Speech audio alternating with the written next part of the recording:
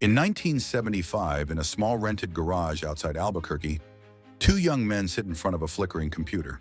The air smells like coffee and solder. The screen blinks. Green text on black. It doesn't look like history. But inside that screen, something is happening that will change the trajectory of civilization. One of those men is Bill Gates. Calm, methodical, relentless. He's not here to make the world beautiful. He's here to make it work. He types a few final lines of code. The cursor stops blinking.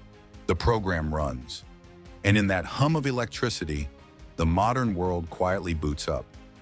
Bill Gates was born in Seattle in 1955, the son of a lawyer and a teacher. He grew up in a home that valued competition. Dinner conversations weren't small talk. They were debates. Even as a child, Bill wasn't interested in winning arguments. He wanted to prove them. He read encyclopedias cover to cover. He built systems out of anything. Lego, math, even his parents' routines. His mind was already structured like an algorithm. Input, process, output. At 13, his school installed one of the first computers in the city. Most kids saw a mysterious machine. Bill saw a portal to order. He'd sneak into the lab at night, writing code until the janitor kicked him out. "I like computers because they always did what you told them," he said later. Humans didn't. At Harvard, Gates met Paul Allen. Quiet, thoughtful, and just as obsessed. They spent hours sketching out imaginary machines, talking about logic like poets talk about love. Then in 1975, Paul burst into Bill's dorm room with a magazine. On the cover, Altair 8800, the world's first personal computer.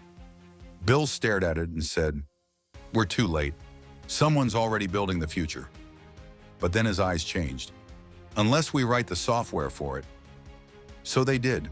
In a cheap motel room, running on cold pizza and caffeine, they built BASIC, the first software for personal computers.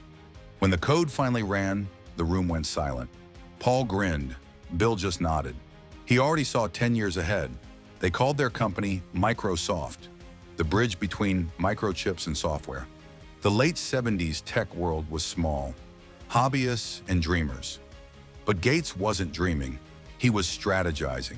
He realized the future wasn't in hardware. It was in control of the operating system. When IBM came knocking in 1980, he made a move so sharp it's still studied today. He didn't sell them software.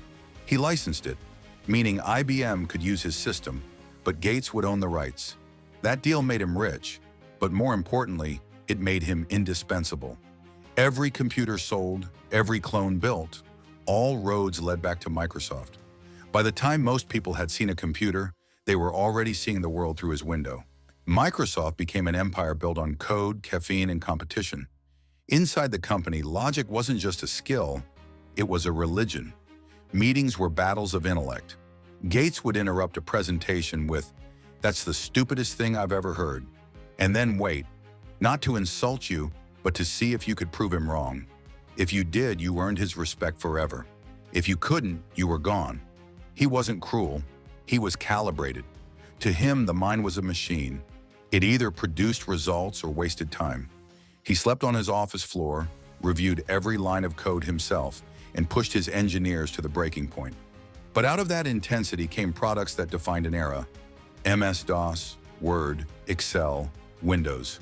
Computers were no longer for scientists. They were for everyone.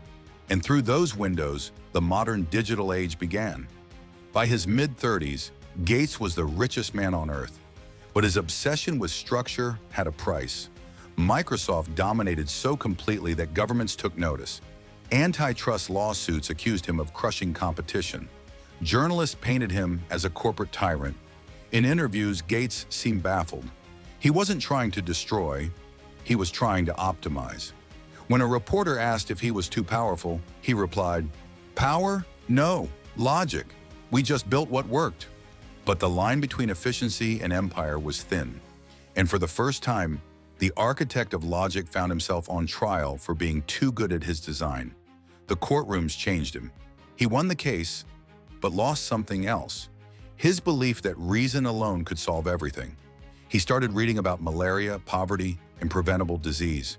He realized that millions were dying, not from lack of knowledge, but from lack of coordination. And suddenly he saw it. Another system, broken, one that could be fixed. In 2000, he stepped down as CEO and, with Melinda, founded the Bill and Melinda Gates Foundation. It became the world's largest private charity, and he approached it like an engineer. Data-driven philanthropy, measurable results, iteration after iteration. He once said, "To fix something big, you have to understand it like a machine." He'd spent half his life debugging software. Now he wanted to debug humanity. Vaccines, education, sanitation. Gates treated each problem as a system failure. He brought the logic of programming to compassion. Define the bug, measure the fix, repeat. He didn't just donate. He redesigned the process of giving. He pushed governments and corporations to treat health like technology, scalable, efficient, accountable. He was no longer just a billionaire. He was a systems architect for humanity. But logic, as always, came with suspicion. As his influence spread, conspiracy theories followed. People accused him of manipulating pandemics, tracking populations, rewriting biology. Ironically, the man who tried to explain the world through logic had become the target of its chaos. In 2015, Gates gave a TED Talk. He warned that the next global catastrophe wouldn't be a war, it would be a virus. He laid out the math, the probabilities, the prevention steps. The world applauded politely, then forgot. 5 years later, COVID-19 hit. That video resurfaced, and suddenly, the man who had once built computers was being called a prophet. He didn't smile. He didn't say, "I told you so." He just sighed and said, "We weren't ready, but we could have been." Because to Bill Gates, every disaster is just another unpatched system. Today, Gates lives in a smart house filled with screens that adjust to his mood. He reads 50 books a year, writes notes in the margins, and invests in clean energy and AI. He still talks about logic, but with something new in his voice: humility. He spent decades trying to balance equations that don't balance: wealth and poverty, reason and emotion, machine and man. He once said, "Innovation is a powerful tool, but without empathy, it's just math." For the first time, the architect of logic began building something the code could never calculate: understanding. In the end, Gates will be remembered not for Windows or Word or wealth, but for proving that logic, when paired with purpose, can reshape the world. He didn't dream in color, he dreamed in systems. He believed that everything, even chaos, could be ordered, mapped, improved. And maybe he was right, because behind every screen, every vaccine, every algorithm that shapes our lives, there's a trace of his design: a boy who loved to count, a man who built the machine, and an architect who spent his life trying to make the world make sense. Think clearly, he said. Act precisely. Change everything.